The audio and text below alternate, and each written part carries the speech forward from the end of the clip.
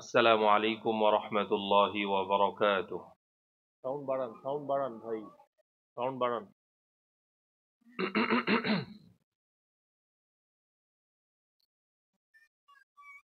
আলহামদুলিল্লাহ আলহামদুলিল্লাহি নাহমাদুহু ওয়া নাস্তাঈনুহু ওয়া নাস্তাগফিরুহু ওয়া নু'মিনু বিহি ওয়া নাতাওয়াক্কালু আলাইহি ওয়া না'উযু বিল্লাহি মিন শুরুরি আনফুসিনা ওয়া মিন সাইয়্যাতি আ'মালিনা।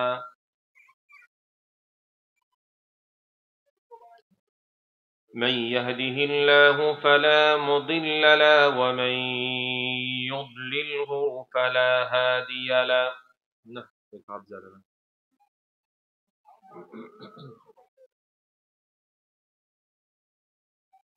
ونشهد أن لا إله إلا الله وحده لا شريك له. ونشهد أن سيدنا وسندنا وحبيبنا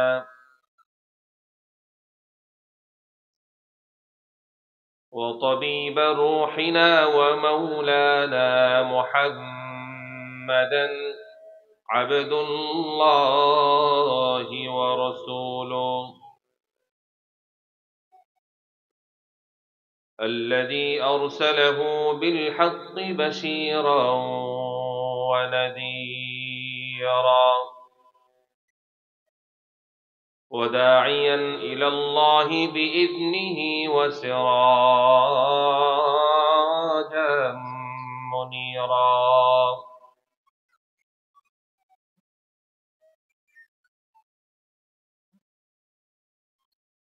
فقد قال الله تعالى في كلامه المجيد وفرقانه الحميد: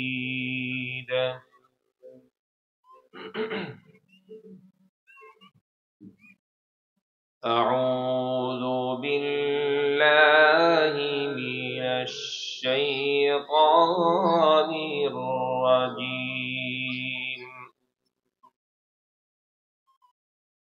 بسم الله الرحمن الرحيم. من عمل صالحا من ذكر أو أنثى فلنحيينه حياة طيبة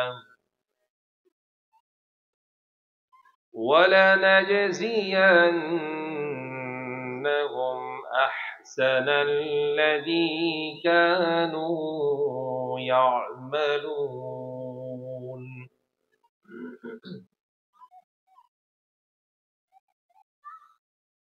وقال رسول الله صلى الله عليه وسلم: শীতে আসে না এখানে, এখানে কি বিয়ে করার জায়গা? কতদিনের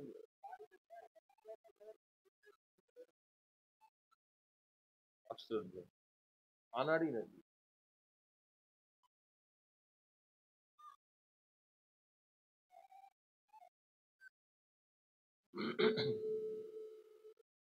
আপনি এগুলো আসর পরে কি করছেন? আসর পরে কি করছেন?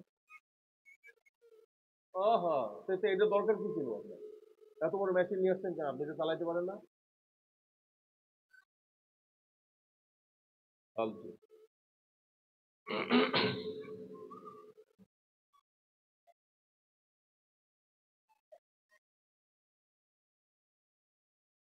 وقال رسول الله صلى الله عليه وسلم: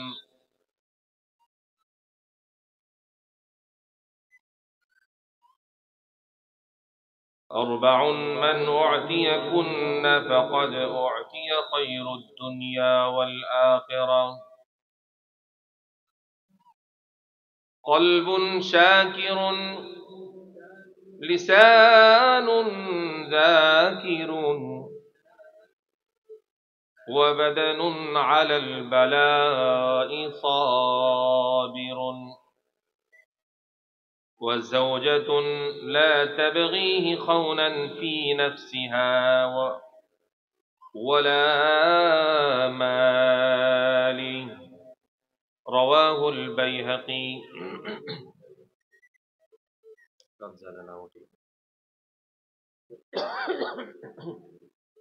وقال تعالى في شان حبيبه إن الله وملائكته يصلون على النبي يا أيها الذين آمنوا صلوا عليه وسلموا تسليما সবাই মুহাব্বতের সাথে দরুদ ইব্রাহিম পড়ি اللهم صل على محمد وعلى آل محمد كما صليت على إبراهيم وعلى آل إبراهيم إنك حميد مجيد اللهم بارك على محمد وعلى آل محمد كما باركت على إبراهيم وعلى آل إبراهيم إنك حميد مجيد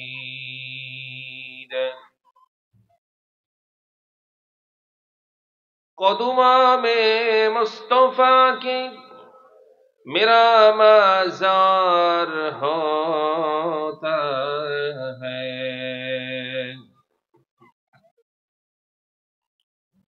قدماں میں مصطفیٰ کی میرا مزار ہوتا ہے او خاک پاک ہوتا ہے میں خاک سار ہوتی بلغ العلا بکمالہ کشف الدجى بجمالہ حسنت جمیع خصاله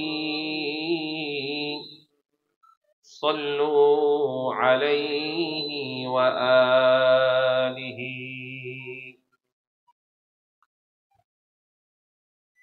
مدینہ مدینہ مومنوں کا گنگنا ہے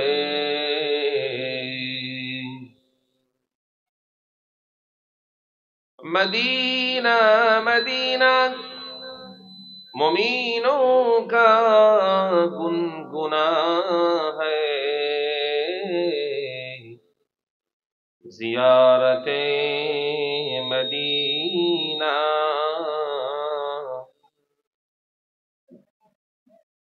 مومنوں کا تمنا ہے بلغ العلا بکمالہ کشف الدجى بجمالہ حسنت جمیع خصالہ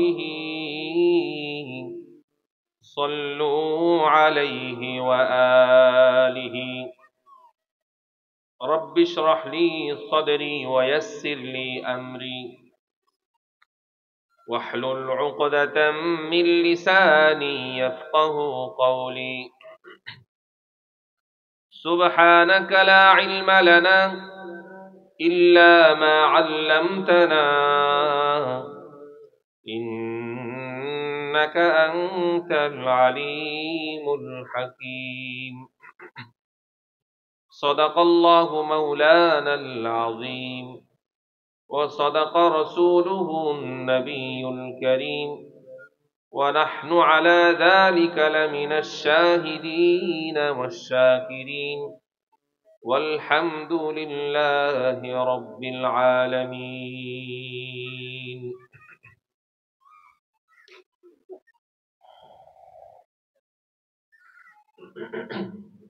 আল-মদিনা মসজিদ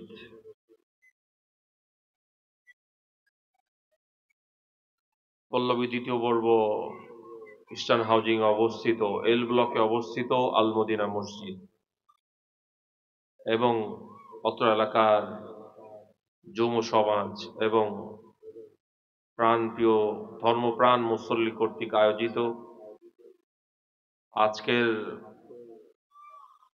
এই মহতী মজলিসের আমন্ত্রিত বরেণ্য ওলামা একরাম, সামনে অবস্থানরত দিন পিপাসু, দিন দরদি, বিভিন্ন বয়সের আল্লাহ পাকের বান্দাগণ, মাইকের আওয়াজ যতদূর পর্যন্ত পৌঁছতেছে,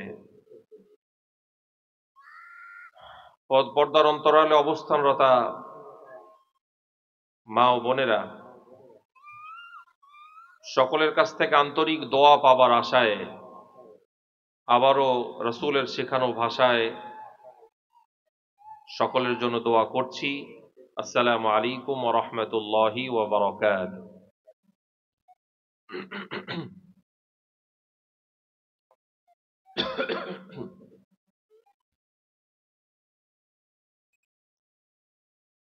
আল্লাহ রাব্বুল আলামিনের শুকরগুজার হচ্ছি, যিনি দীর্ঘদিন অপেক্ষা করার পরে আমাদের জন্য সুন্দর এক পরিবেশ আমাদের সবার জন্য আল্লাহ রাব্বুল আলামিন কায়েম করেছেন।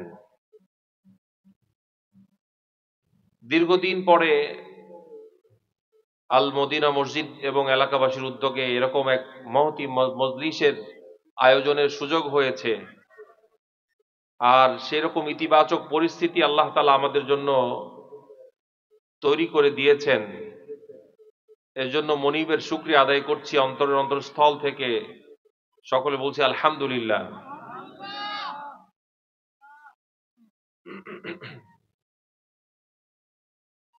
আল্লাহ রাব্বুল আলামিন সূরাত ইনশিরাহের মধ্যে বলতেছেন, ইন্না মাআল উসরি ইউসরা ফাইন্না মাআল উসরি ইউসরা فإذا فرغت فانصب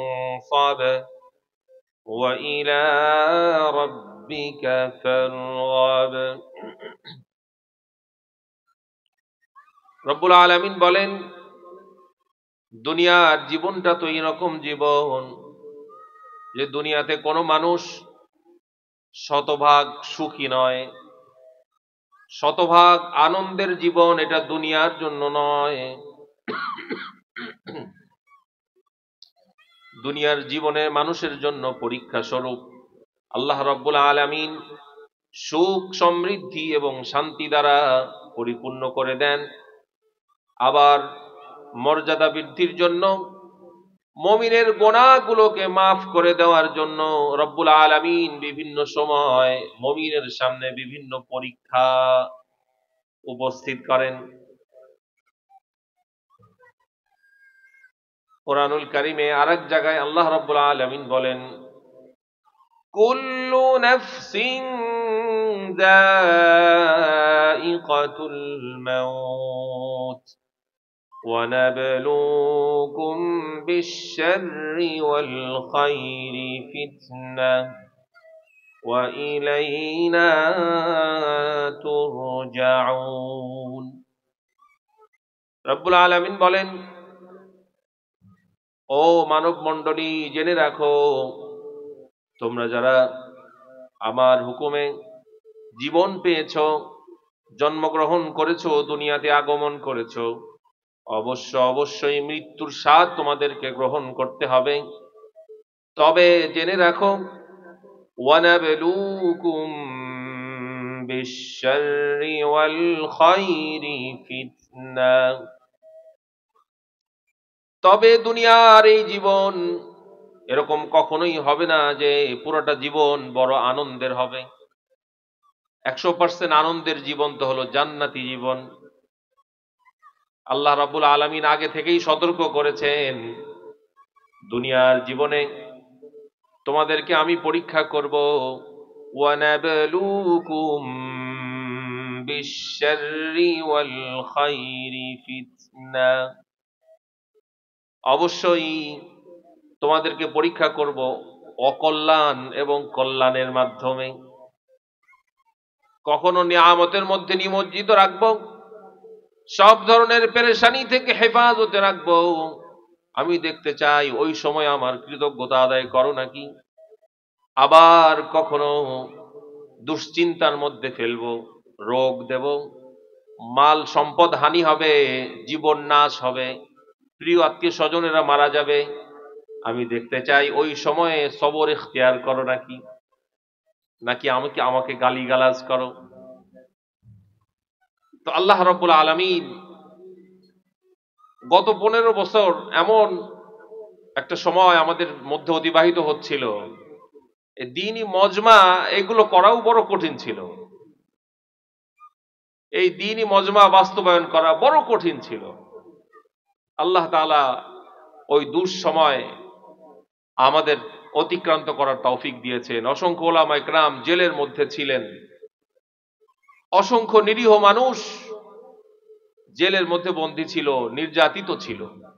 আল্লাহ রাব্বুল আলামিন সেই পরিস্থিতি পরিবর্তন করেছেন। এজন্য আমরা খুশি না বেজার? আল্লাহ রাব্বুল আলামিন এই সুন্দর সময়কে, এই সময়ের সঠিক ব্যবহার করার তৌফিক নসিব করেন। সবাই বলি আমিন। আজকের এই মাহফিলে আমাদের সরব উপস্থিতি মাহফিলকে প্রাণবন্ত করবে।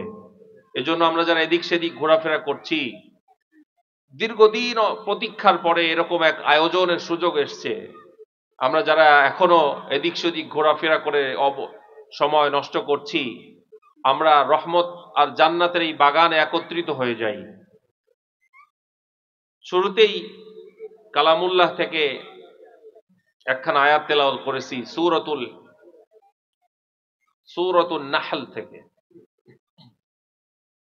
আল্লাহ রাব্বুল আলামিন এই আয়াতের মধ্যে আমাদের জন্য সুসংবাদ দিয়েছেন। রাব্বুল আলামিন বলেন, মান আমিলা সালিহাম মিন যাকারিন আও উনসা।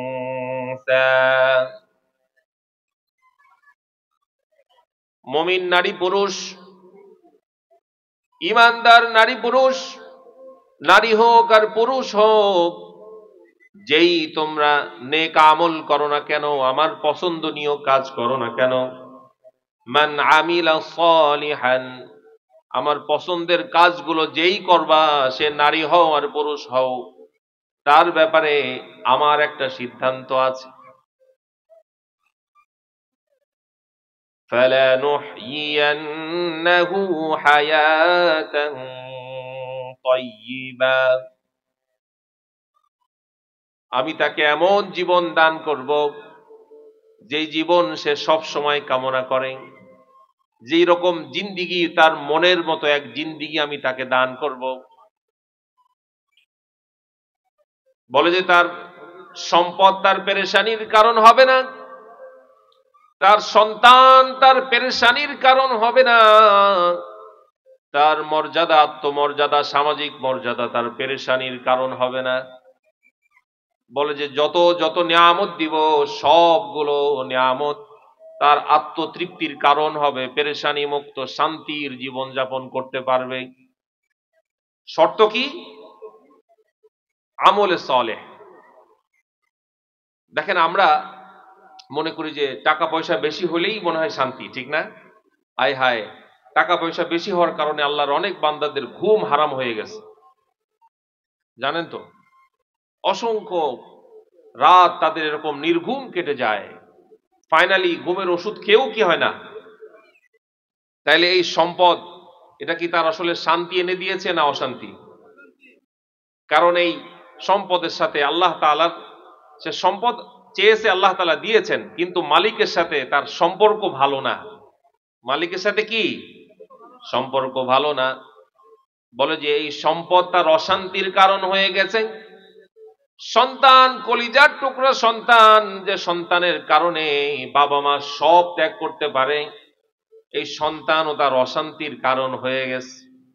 এখন এই সন্তানের কারণেই তার ঘুম হারাম, এই সন্তানের কারণেই তার মান সম্মান নষ্ট হচ্ছে। হয় না? হয় না? তো সার্বিক দিক থেকে যদি আল্লাহ তাআলার কোনো বান্দা শান্তি কামনা করে আর পছন্দের জিন্দিগি কামনা করে, তো সেক্ষেত্রে আল্লাহ তাআলার প্রেসক্রিপশন কি? নেক আমল করা।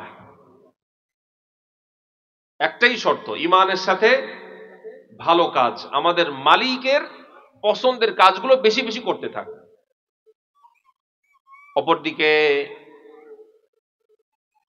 আল্লাহ রাব্বুল আলামিন সূরাত তাহার মধ্যে বলতেছেন 16 নম্বর পারায় 19 নম্বর পৃষ্ঠা, ওয়ামান আ'রাদা আন যিকরি ফাইন্না লাহু মাঈশাতান দানকা।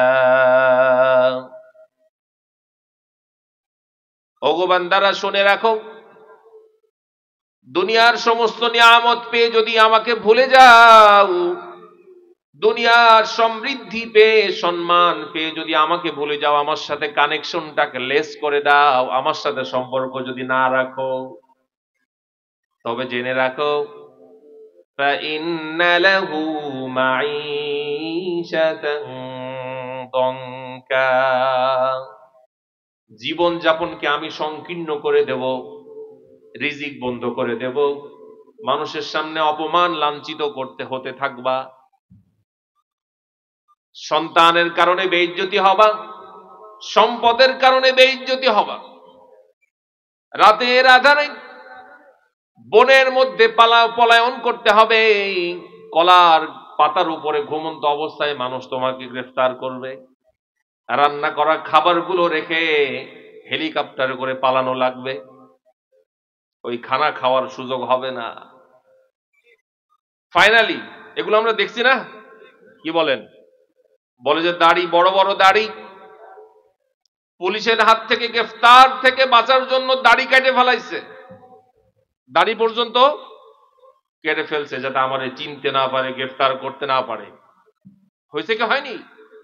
রব্বুল আলামিনের ওয়াদা, আমার দেওয়া সম্মান, আমার দেওয়া রিজিক, প্রশস্ত বাড়ি, দামি গাড়ি, মনের মতো নারী, সবকিছু পেয়ে যদি আমার সাথে সম্পর্ক কানেকশন করো, ফাইন্না লাহু মাঈশাতান দানকা,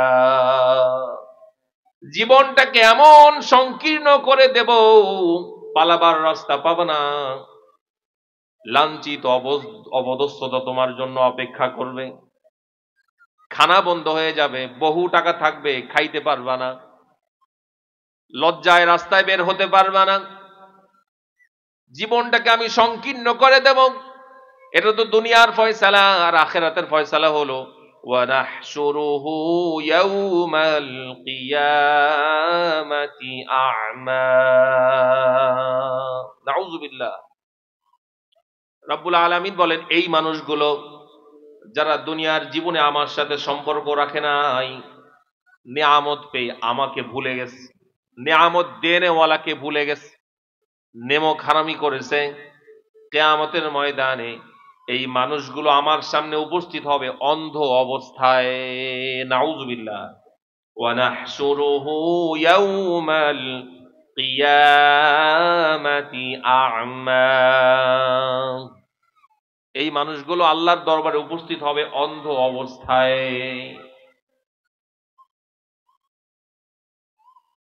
এরপরে আয়াতে আল্লাহ তাআলা বলছেন, ক্বালা রব্বি লিমা হাশারতানি আ'মা ওয়া ক্বাদ কুনতু বাসীরা। রব্বুল আলামিন, ও পরওয়ারদিগার আলম, ও মালিক, লিমা হাশারতানি আ'মা, কেন আমাদেরকে অন্ধ অবস্থায় আজকে একত্রিত করেছেন? ও মালিক, আমাদেরকে কেন অন্ধ অবস্থায় হাসরের ময়দানে উপস্থিত করেছেন? ওয়াকাদ কুনতু বাসীরা, দুনিয়ার জমিনে তো আমাদের দৃষ্টি শক্তি ছিল, আমরা চোখে দেখতাম, আমাদের চোখ তো নষ্ট ছিল না, কোনো চশমা ব্যবহার করা ছাড়াই আমরা চোখে দেখতাম, চোখ তো ভালো ছিল। অন্ধ অবস্থায় আছে কেন আমাদেরকে একত্রিত করেছেন? قال كذلك أتتك آياتنا فنسيتها وكذلك اليوم تنسى।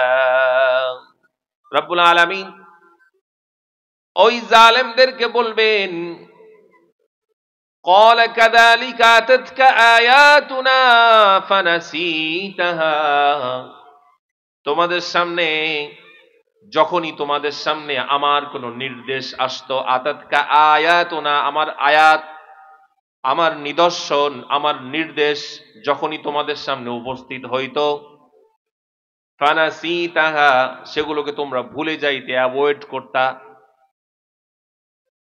তোমাদেরকে বলেছিলাম যাকাত আদায় করতে, তোমরা মনে মনে চিন্তা করতে এটা তো জরিমানা, 1,00,000 টাকা, 2,500 টাকা, এটা তো অনেক বড় জরিমানা। তোমাদেরকে বলেছিলাম পর্দা সহকারে বের হতে, তোমরা আমার বিরুদ্ধে বাজে কথা বলেছিলে যে ইসলাম আমাদেরকে প্যাকেট করে দিয়েছে। তোমাদেরকে বলেছিলাম সুদ পরিহার করো, তোমরা তোমাদের বিলাসিতার জন্য সুদের সাথে জড়াইছিলা।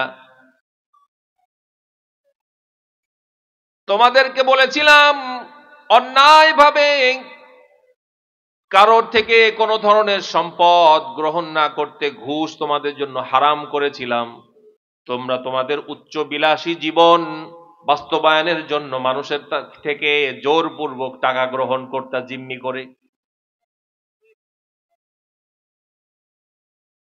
রাষ্ট্রীয় বিভিন্ন পদে তোমাদেরকে আমি জিম্মাদার হিসাবে নিয়োগ করেছিলাম,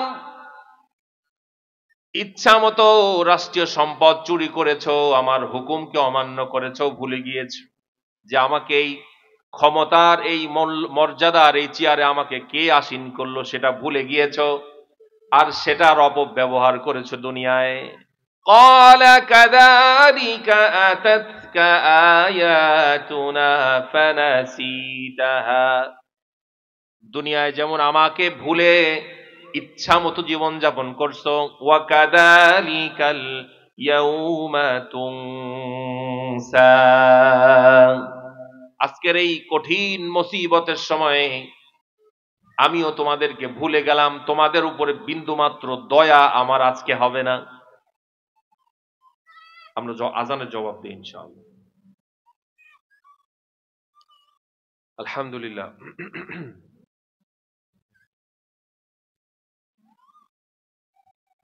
তো আমরা আলোচনা করছিলাম যে দুনিয়ার জিন্দিগিতে আল্লাহ রাব্বুল আলামিন আমাদের শান্তি আর সমৃদ্ধি রেখেছেন নেক আমলের মধ্যে। কিসের মধ্যে ভাই?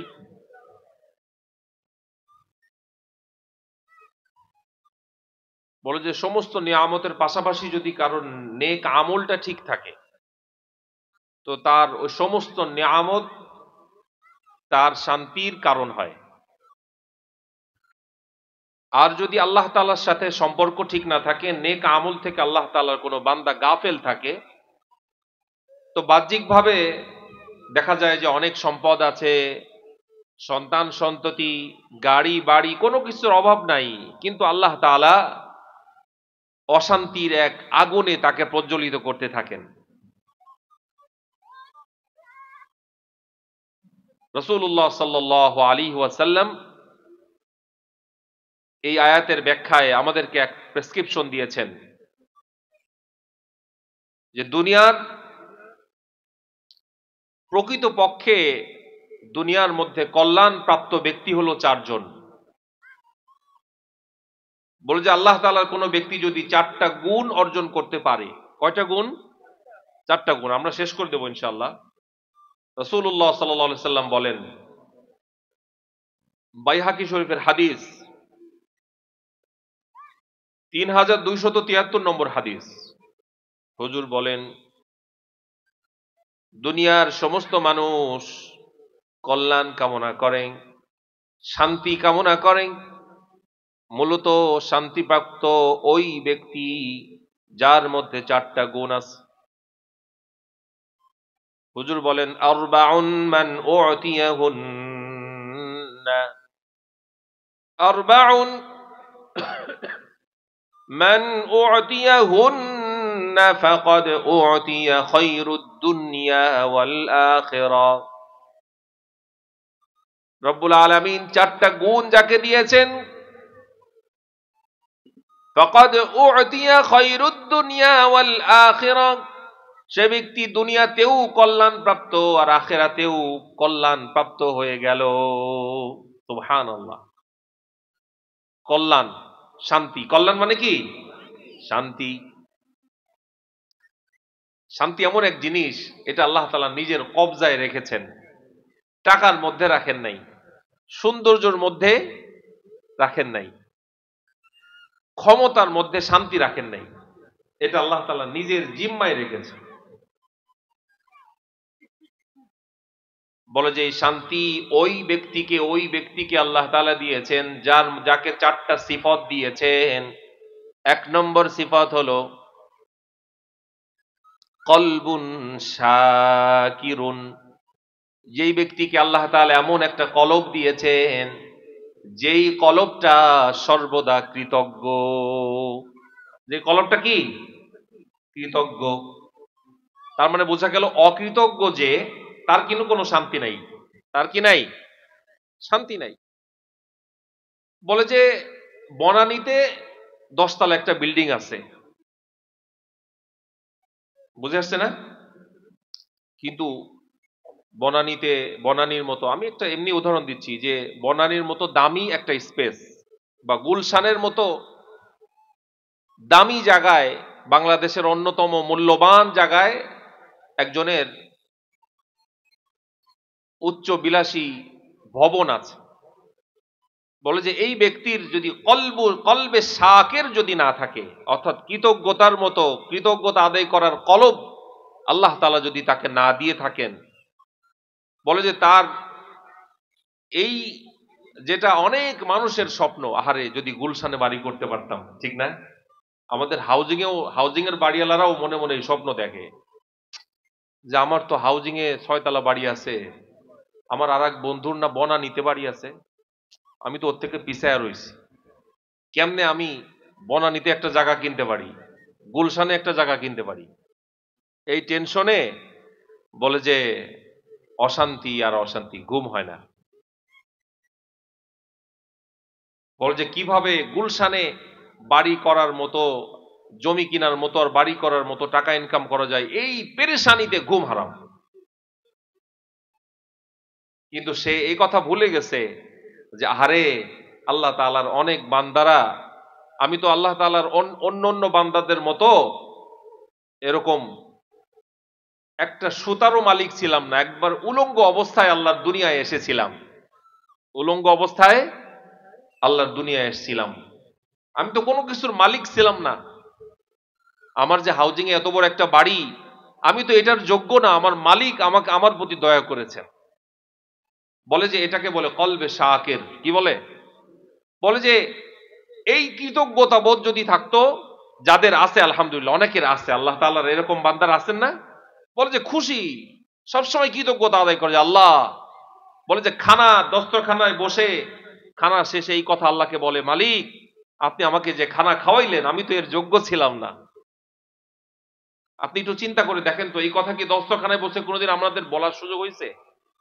একটু বুকে হাত দিয়ে বলেন তো, খানার পরে এই কথা কখনো বলার সুযোগ হয়েছে মনে মনে, অথবা স্ত্রীকে অথবা সন্তানদেরকে, যে আল্লাহ তাআলা শুকরিয়া আদায় করো, আজকে আমরা যে খানা খেলাম আমরা এটার যোগ্য ছিলাম না, মালিক আমাদের খাওয়াইছেন।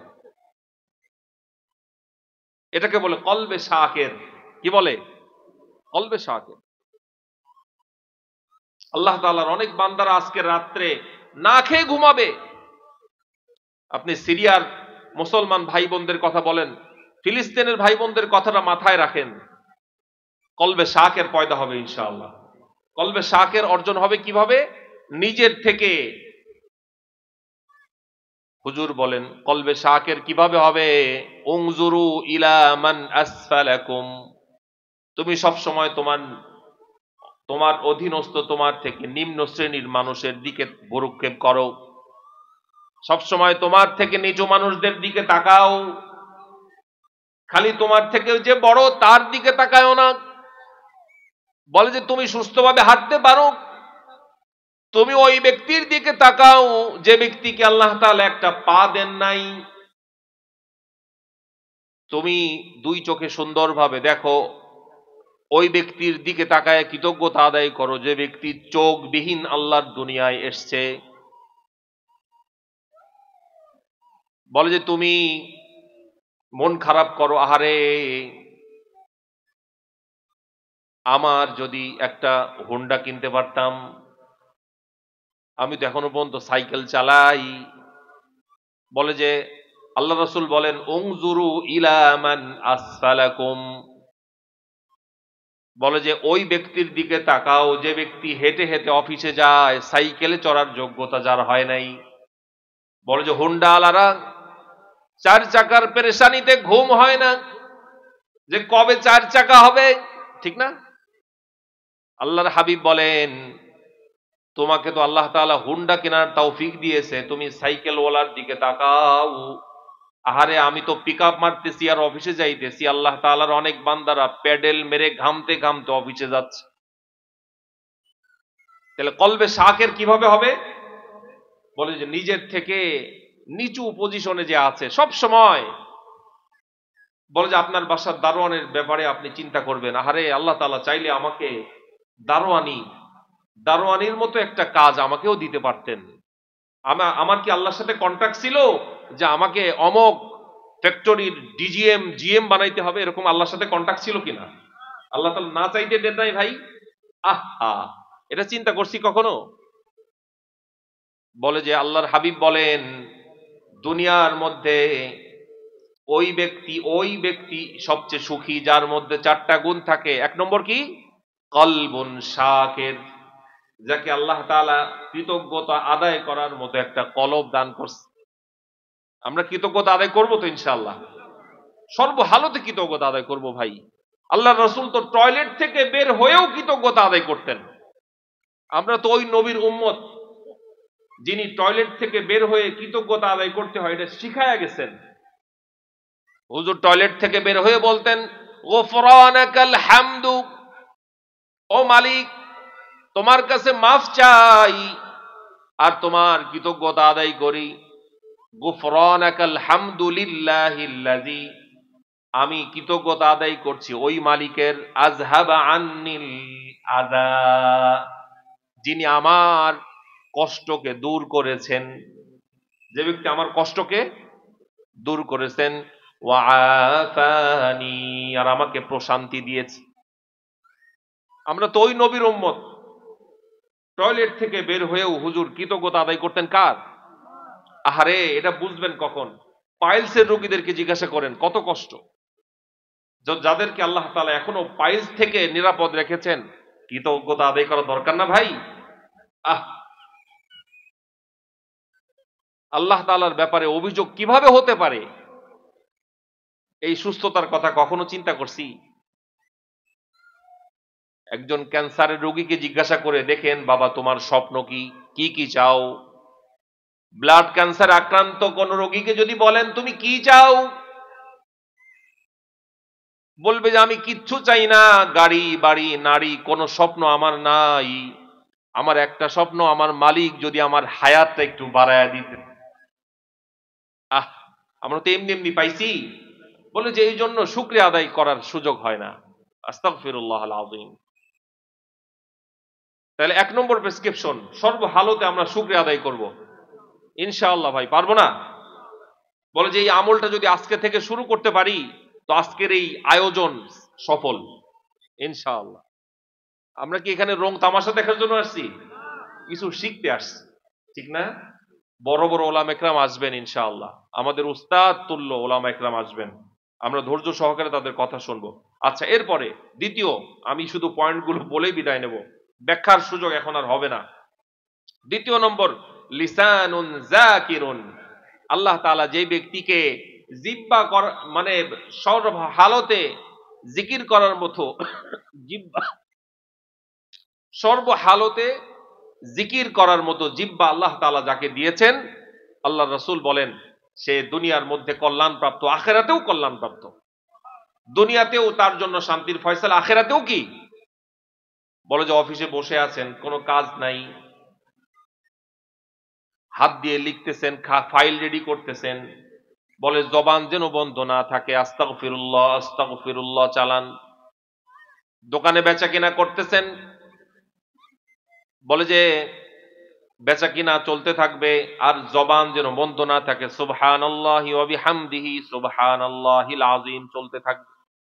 আপনার যেই জিকির জানা আছে সেই জিকির করেন। ব্যবসার মধ্যে এমন বরকত আমার আপনার মালিক দিয়ে দেবেন যেটা আমি কখনো কল্পনা করি নাই। আমরা তো সেটা করি না। দোকানটাকে বিসমিল্লাহ বলে খোলার সুযোগ হয় আমাদের? আমরা তো এমন আহাম্মকের দল, দোকান খুলে আগরবাতি এরকম ঘুরাই। আমরা তো ওই আহাম্মক। আর ওই আমাদের পীর বাবা পানি পড়ে দেশে সেই পানি ছিটাই। আমাদের আব্বাজান বলে দেশে কেবলা বাবা, কি বাবা? তালা বাবা। কেবলা বাবার তো অভাব নাই, ভণ্ডের ভরাই দেশ। বলে যে ওই কেবলা বাবা পানি দিছে, ওই পানি ছিটায় দোকান খুলে। বাবা কইছে যে খুব বরকত হবে। আরে বাবা তো এই প্রেসক্রিপশন দেয় নাই যে জবানে জিকির চালু রাখো, তোমার ব্যবসার বরকতের জিম্মাদার কে? আল্লাহ। বিসমিল্লাহ বলে কাজ শুরু হোক, এটা আমল করা যাবে না ইনশাআল্লাহ। মা বোনরা বলে যে তরকারির মধ্যে স্বাদ হয় না, স্বামী খারাপ ব্যবহার করে, আপনি বিসমিল্লাহ বলে তরকারি রান্না শুরু করেন। আপনি আলু করতেছেন, বিসমিল্লাহ বলে শুরু করেন। চুলার মধ্যে পাতিল দিচ্ছেন, বিসমিল্লাহ বলে দেন। স্বাদ যে মিটার দিয়ে আমরা স্বাদ টেস্ট করি সেটা কার হাতে? আল্লাহু আকবার। যখন আমরা জ্বর আক্রান্ত হই, এই জিহ্বা কি তখন কোনো স্বাদের কোনো দেয়? জিহ্বা তখন বলতে পারে যে মজা হয়েছে কি হয়নি? তাহলে জিহ্বা কার কথা শোনে? আল্লাহর কথা শোনে।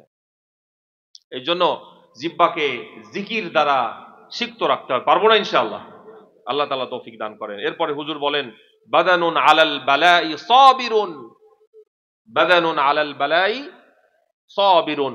বলে যে এমন শরীর আল্লাহ তাআলা যাকে দিয়েছেন, বলে যে বিপদের সময় সবর ইখতিয়ার করে।